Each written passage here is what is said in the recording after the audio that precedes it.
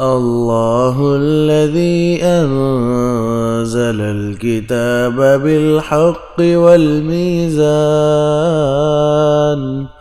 وما يدريك لعل الساعة قريب يستعجل بها الذين لا يؤمنون بها والذين آمنوا مشفقون منها ويعلمون أنها الحق ألا إن الذين يمارون في الساعة لفي ضلال بعيد الله لطيف بعباده يرزق من يشاء وهو القوي العزيز.